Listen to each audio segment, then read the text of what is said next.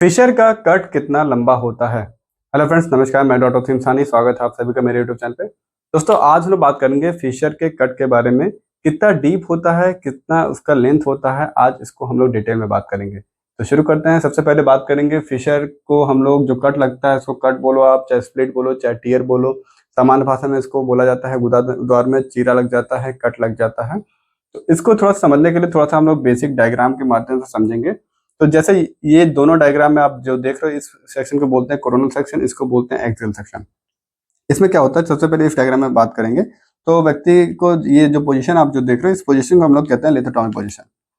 तो होता क्या है, व्यक्ति के गुदाद्वार पे लग जाता है कट, एक चीरा लग जाता है, जो कि अगर यहाँ पे लगता है, लेट अस सपोज यहाँ पे लग गया कट, तो इसको हम लोग बोलते हैं 12 o'clock।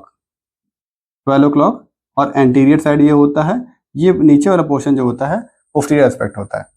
तो यहाँ पे अगर कट लगता है, स्पेशली देखा जाता है फीमेल्स में, महिलाओं में जो कट लगता है फिशर का, वो एंटीरियर साइड 12 o'clock पे लगता है। और यहाँ पे अगर लगता है कट, पुरुषों में जो कट होता है मोस्टली केस में यहाँ पे 6 o'clock पे लगता है। इसको हम लोग बोलते हैं पोस्टीरियर एस्पेक्ट।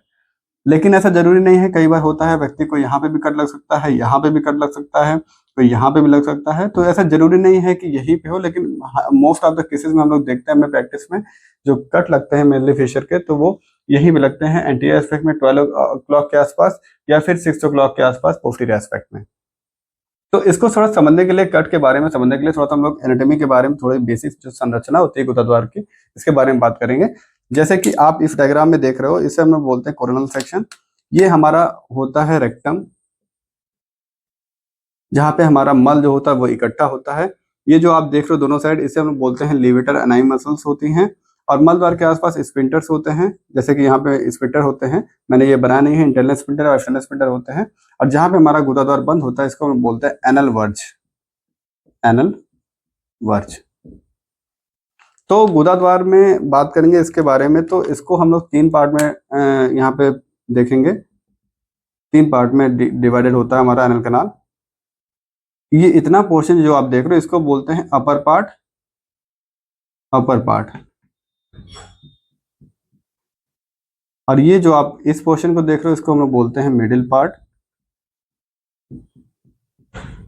और ये नीचे वाला जो पोर्शन होता है, इसको हम लोग बोलते हैं लोअर पार्ट। हमारा जो पूरा गुदाद्वार होता है, एनल कैनाल होता है, वो लगभग 4 सेंटीमीटर का होता है। 4 सेंटीमीटर का होता है। और आप ये रेक्टम और एनल कैनाल के बीच में जो आप ये जंक्शन देख रहे हो, इसको हम लोग बोलते हैं, ये जो जंक्शन है, ये जो है, इसको हम लोग कहते हैं एनोरेक्टल जंक्शन। एनोरेक्टल जंक्शन यानी एनस और रेक्टम के बीच में एक मस्कुलर जंक्शन होती है। तो एनोरेक्टल जंक्शन से जब 1.5 सेंटीमीटर लगे, 1.5 सेंटीमीटर नीचे हो गए, तो इस पार्ट को बोलते हैं अपर पार्ट। यहाँ पे इसको बोलते हैं अपर पार्ट, इसको मिडिल पार्ट कहते हैं। और इसको जो होता है, ये नीचे वाला जो पोर्शन है, इसको लोअर पार्ट कहते हैं। अब यहाँ पे अपर पार्ट में एक लाइन प्रेजेंट होती है। ये जो अपर पार्ट के लोअर साइड में एक लाइन प्रेजेंट होती है, बहुत इंपॉर्टेंट लाइन है, इस जस्ट लाइक दिस। इसको हम लोग कहते हैं डेंटेट लाइन। डेंटेट लाइन या फिर इसको पेक्टिनेट लाइन भी कहते हैं। डेंटेट लाइन से जब 1.5 सेंटीमीटर नीचे की तरफ आप नीचे की तरफ फिर बढ़ोगे, तो इसको हम लोग बोलते हैं मिडिल पार्ट। 1.5 सेंटीमीटर नीचे की ओर आओगे, तो इसको, ये इतना पोर्शन जो होता है, इसको मिडिल पार्ट कहते हैं। और यहाँ पे मिडिल पार्ट के जो आप एक हल्का सा वाइटिश लाइन प्रेजेंट होती है, जिसको हम लोग बोलते हैं हिल्टन्स लाइन। हिल्टन्स लाइन या फिर वाइट लाइन ऑफ हिल्टन्स। क्लियर। और जहां पे हमारा गुदाद्वार बंद होता है, इसको हम लोग कहते हैं एनल वर्ज। फिशर में होता क्या है, व्यक्ति के गुदाद्वार में लग जाता है कट। जब व्यक्ति को कई सारे कार्ड होते हैं, मेनली जो 80% जो इसका कार्ड होता है फिशर का, वो होता है कॉन्स्टिपेशन। कॉन्स्टिपेशन में स्टूल जो मल होता है वो हार्ड आता है, हार्ड स्टूल आता है।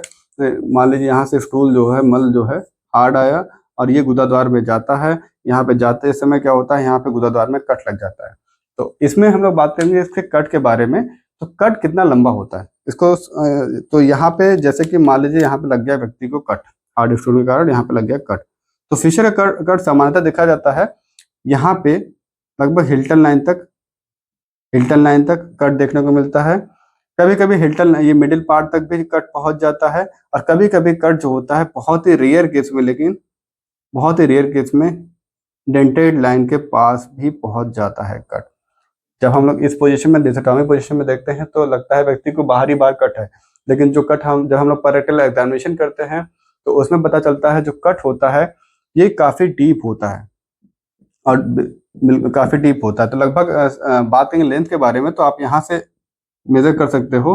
यहाँ हिल्टन लाइन से जो नीचे की तरफ जो एरिया होता है इसको 0.8 सेंटीमीटर लगभग होता है। तो लगभग 2.5 सेंटीमीटर के आसपास अगर डेंटेड लाइन तक कट होता है तो 2.5 सेंटीमीटर मीटर के आसपास कट लग सकता है। और अगर डेंटेड लाइन के नीचे हुआ तो लगभग 1 सेंटीमीटर, कुछ लोगों में 1 सेंटीमीटर। तो ये वैरी करता है, जरूरी नहीं कि लंबा ही कट हो। लंबा कट डेंटेड लाइन तक बहुत ही रेयर केस में कट देखने को मिलता है, लेकिन मोस्ट ऑफ द केस जो कट देखने को मिलते हैं वो मिडिल पार्ट तक ही देखने को मिलते हैं। मिडिल पार्ट के हाफ पोर्शन तक, यहाँ तक ही कट देखने को मिलते हैं।